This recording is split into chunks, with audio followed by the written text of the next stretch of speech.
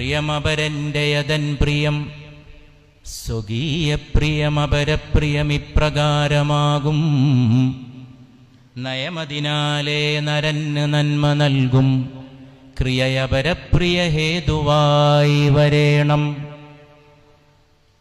പ്രിയമപരന്റെ അതൻ പ്രിയം പച്ച മലയാളത്തിൽ ആർക്കും മനസ്സിലാക്കാൻ കഴിയും. പ്രിയമപരന്റെ അതൻ പ്രിയം, മറ്റുള്ളവന്റെ ഇഷ്ടമാണ് എൻ്റെ ഇഷ്ടം, അവരൻ്റെ പ്രിയമാണ് എൻ്റെ പ്രിയം. പ്രിയമപരന്റെ അതൻ പ്രിയം സ്വകീയ പ്രിയമപരപ്രിയമിപ്രകാരമാകും. മലയാള ഭാഷയുടെ ഒരു നൃത്തമുണ്ട് ഇതിൽ. ഗുരുവിൻ്റെ ഈ വാക്കുകളിലെ ഭാഷയുടെ ഒരു സംഘനൃത്തം നോക്കൂ, എത്ര പെട്ടെന്ന് മനസ്സ് പതിഞ്ഞു പോകുന്നു. നയമതിനാലേ നരന് നന്മ നൽകും ക്രിയയപരപ്രിയ ഹേതുവായി വരേണം. നമ്മൾ ചെയ്യുന്ന ഏത് ക്രിയയും മറ്റുള്ളവന്റെ പ്രിയത്തിനുതകണം. മറ്റുള്ളവന്റെ പ്രിയമാണ് എൻ്റെ പ്രിയം. സ്വകീയ പ്രിയമപരപ്രിയമിപ്രകാരമാകും. സ്വകീയ പ്രിയം അപ്രകാരം അവനവന്റെ പ്രിയം മറ്റുള്ളവന്റെ പ്രിയമാക്കി തീർക്കണം. ആ നയത്താൽ നയമതിനാലേ നരന് നന്മ നൽകും ക്രിയയപരപ്രിയ ഹേതുവായി വരേണം. മനുഷ്യന് നന്മ ചെയ്യുന്ന ഏത് കർമ്മവും അപരന് പ്രിയപ്പെട്ടതായി തീരും. അങ്ങനെ ആകണം ഗുരു ഉത്ബോധിപ്പിക്കുകയാണ്. അപരനു വേണ്ടി അഹർനിശം പ്രയത്നം കൃപണത വിട്ടു കൃപാലു ചെയ്തിടുന്നു. കൃപണനധോമുഖനായി കിടന്ന് ചെയ്യുന്ന അപജയകർമ്മം അവന് വേണ്ടി മാത്രം.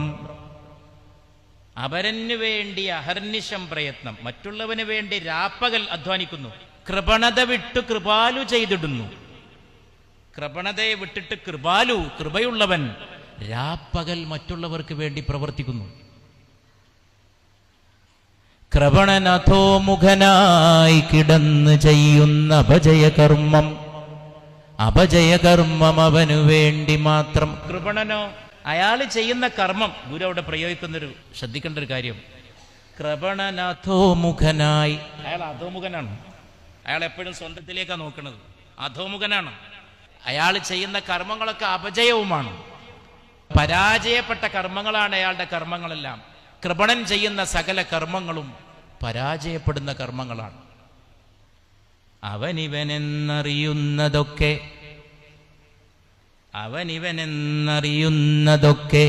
ഓർത്താൽ അവനീലാദിമമായൊരാത്മരൂപം.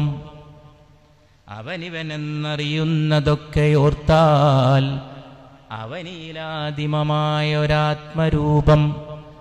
അവനവനാത്മസുഖത്തിനാചരിക്കുന്നവയവരന്നു സുഖത്തിനായി വരേണം. അവനിവനെന്നറിയുന്നത് ഓർത്താൽ, ചിന്തിച്ചു നോക്കിയാൽ. ഈ മലയാളി എന്ന് ബാധിച്ച ഏറ്റവും വലിയ സോക്കട് എനിക്ക് പറയാൻ തോന്നാറുണ്ട്, അത് ഹൃദ്രോഗമല്ല, അതിനൊക്കെ ഒരുപാട് ചികിത്സ ഉണ്ട്. ക്യാൻസർ, അതിനും കുറേ നല്ല മരുന്നുണ്ട്.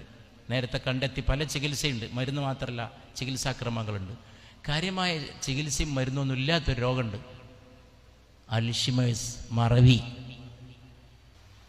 ഈ ലോകത്തൊരു മനുഷ്യനെ ബാധിക്കാവുന്ന ഏറ്റവും വലിയ അസുഖം മറവി രോഗമാണ്. അതൊരു വ്യക്തിക്ക് ബാധിച്ചാൽ എത്ര അപകടകരമാണോ അതിനേക്കാൾ ഒരു സമൂഹത്തിന് അത് അപകടകരമാണ്. കഴിഞ്ഞകാല നന്മകൾ മറക്കാതിരിക്കുക. ഈ നാടിൻ്റെ ഏറ്റവും വലിയൊരു നന്മയാണ് ശ്രീനാരായണ ഗുരു. ആ മഹാഗുരുവിനെയും മറക്കാതിരിക്കുക. അൽഷിമേഴ്സ് ബാധിക്കാതിരിക്കുക. ഓർമ്മയുണ്ടായിരിക്കണം. ഈ കാര്യങ്ങളൊക്കെ ഓർമ്മയിൽ ഇങ്ങനെ നിൽക്കണം. ഓർത്താൽ അവനിവനെന്നറിയുന്നതൊക്കെ ഓർത്താൽ അവനീലാദിമമായൊരാത്മരൂപം. ഓർത്തു നോക്കിയാൽ ഈ ലോകത്ത് ആദിമമായ ഒരാത്മസ്വരൂപത്തിൻ്റെ വ്യത്യസ്ത ഭാവപ്പകർച്ചകളാണ് നമ്മളെല്ലാവരും. തിരുനബി മുഹമ്മദ് നബി സല്ലല്ലാഹു അലൈഹി വസല്ലം പറഞ്ഞു, നിങ്ങളൊക്കെ ആദമിൻ്റെ സന്തതികളാണ്, ഒരേ പിതാവിൽ നിന്നാണ്. ആദമാകട്ടെ മണ്ണിൽ നിന്ന് വന്നവനാണ്. ഒരേ മാതാപിതാക്കളുടെ സന്തതികളാണ് മനുഷ്യരെ നിങ്ങൾ എന്ന് ഖുർആൻ പറയുന്നു. ബൈബിളിൻ്റെ വാക്ക് ഞാൻ നേരത്തെ സൂചിപ്പിച്ചു. മതം ജ്ഞാനമാണ്, മതം അറിവും സംസ്കാരവുമാണ്, മതം സ്നേഹമാണ്. പുലർകാലത്തും ആരെയും വെറുക്കരുത്, വൈകുന്നേരവും ആരെയും വെറുക്കരുത്. അതാണ് എൻ്റെ മാർഗം എന്ന് വിശുദ്ധ പ്രവാചകൻ മുഹമ്മദ് നബി ഉത്ബോധിപ്പിക്കുന്നു സല്ലല്ലാഹു അലൈഹി വസല്ലം. ഈ സ്നേഹത്തിൽ കഴിയുമ്പോഴാണ് ഈ ജീവിതം സന്തോഷകരമാകുന്നത്. അവനിവനെന്നറിയുന്നതൊക്കെ ഓർത്താൽ അവനിലാദിമമായൊരാത്മരൂപം, അവനവനാത്മസുഖത്തിനാചരിക്കുന്നവരന്നു സുഖത്തിനായി വരേണം. സ്വന്തം സുഖത്തിനെ ചെയ്യുന്നതൊക്കെ മറ്റുള്ളവൻ്റെ സുഖത്തിനായിരിക്കണം. ഗുരു ഇടക്കിടക്ക് ഉപയോഗിക്കുന്ന ഒരു വാക്കാണ് അപരൻ, അന്യൻ. ഇന്ന് അന്യൻ ഉണ്ടാക്കുന്ന കാലമാണ്.